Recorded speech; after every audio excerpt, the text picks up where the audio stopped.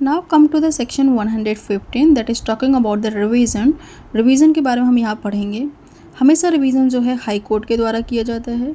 High court जो है यहाँ पे कॉल करती है किसी भी रिकॉर्ड को, किसी भी केसेस का जो रिकॉर्ड है उसको सबऑर्डिनेट से मांग लेती है। और ये तभी अप्लाई होता है जब किसी पार्टी ने रिवीजन के लिए अप्लाई किया हो, अपने आप नहीं लेती। उसके लिए किसी पार्टी को हाई कोर्ट के पास अप्रोच करना पड़ेगा, वहाँ पे रिवीजन के लिए अप्लाई करना पड़ेगा, प्रॉपर प्रोसीजर फॉलो करना पड़ेगा, तब कोर्ट जो है उसको उस मैटर को डिसाइड करती है या फिर उस मैटर को प्रोसीड करती है।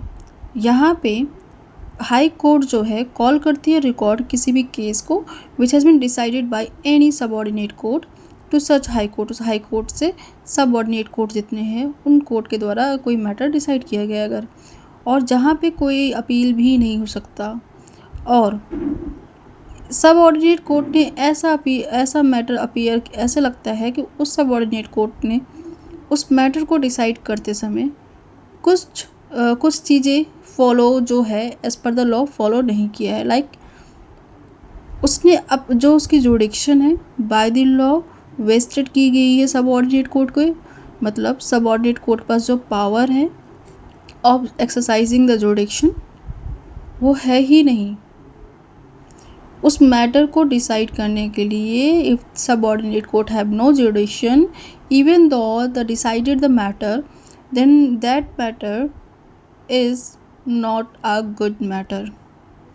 Decided decision, that matters are not good decided matter, means it is not in law, in justice. Therefore high court के पास अगर आप जाते हो ऐसे मैटर्स को लेके तो आपके मैटर्स को देखा जाएगा, रिवीजन किया जाएगा उस पर।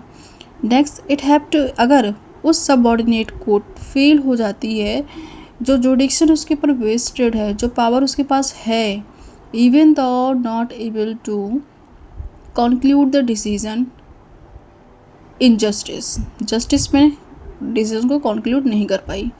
थर्ड है, अब उसके पास जुडिक्शन भी है बट उसने ओवर पावर को यूज़ कर लिया है, उसने अपने पावर को ज़्यादा ही यूज़ करके इलीगली तरीके से यूज़ किया है और उसने मैटर्स को इन वन पार्टी फेवर कर दिया है, अदर पार्टी को बिल्कुल भी हर्ड या फिर जो भी उसके बेसिक राइट्स होते हैं वो सब right to heard and all, ये सब चीज़ें नहीं देखी गई है, इलीगली किया है, मिसयूज़ किया है पावर को।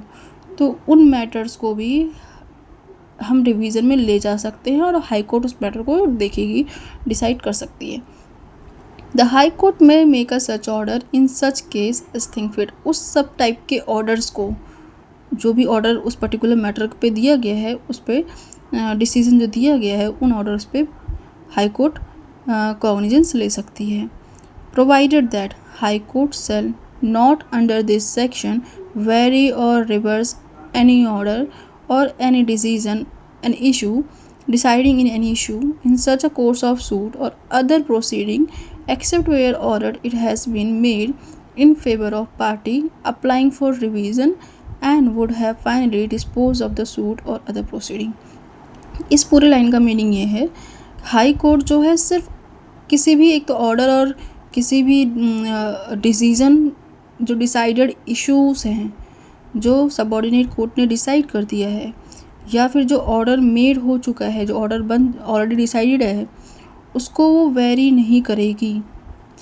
ठीक है, किसी भी सूट का या फिर किसी प्रोसीडिंग का, जब तक एक्सेप्ट कहाँ पे करेगी, एक्सेप्ट वो जो ऑर्डर है वो ऐसा ऑर्डर है जो अगर जिस पार्टी ने अप्लाई किया है उस डिसीज़न को या फिर उस पर्टिकुलर इश्यूज़ को या फिर उस ऑर्डर को जो सबऑर्डिनेट कोर्ट ने डिसाइड किया है, अगर उस पॉइंट को अगर हाई कोर्ट डिसाइड कर देती है तो वो फेवर में चला जाएगा जिस पार्टी ने अप्लाई किया है, उसके फेवर में ही था वो मैटर, बस उस पर्टिकुलर पॉइंट को उस सबऑर्डिनेट कोर्ट ने फॉलो अप नहीं किया बिकॉज ऑफ दिस रीज़न, जिसकी वजह से वो डिसीज़न नहीं आ पाया in favour of the party, जो पार्टी अप्लाई करी है।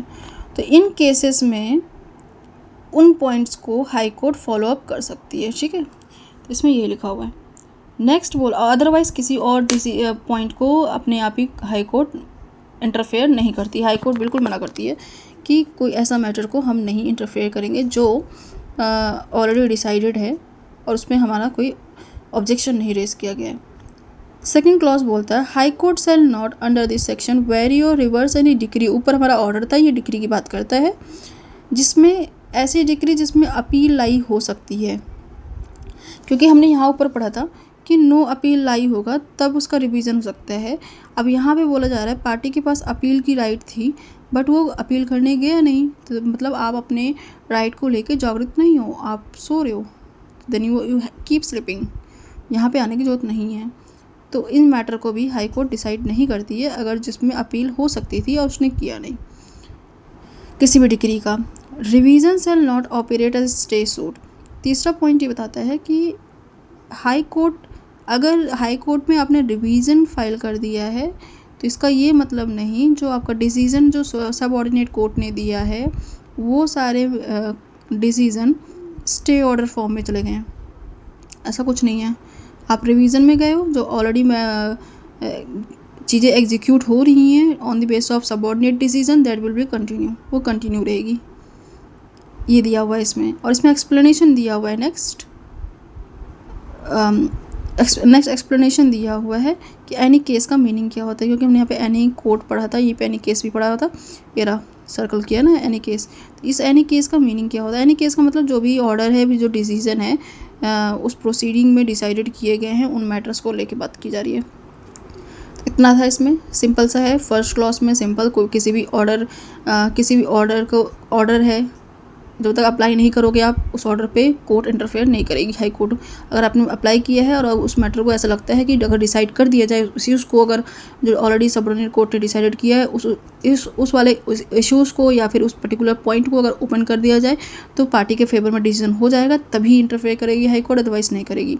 सेकंड में ये सिंपल से बोल रहा है कोई भी डिक्री है, अगर वो अपील लाई कर सकती थी, अपील हो सकती थी उस मैटर का, तो उसने अपील नहीं किया उस डिक्री का, तो पार्टी इज़ रॉन्ग, तो यहाँ पे पार्टी को अलाउ नहीं करेगी रिवीजन में हाई कोर्ट। तीसरा ये है कि जो भी अगर आप रिवीजन में चले गए हो तो इसका ये मतलब नहीं कि आपका जो मैटर्स ऑलरेडी चल रहे हैं वो स्टे ऑर्डर फॉर्म में हो जाएं, ऐसा कुछ भी नहीं है। जब तक हाई कोर्ट नहीं बोलेगी तब तक वो हाई कोर्ट कोई भी किसी भी टाइप का स्टे नहीं लगेगा। That's it.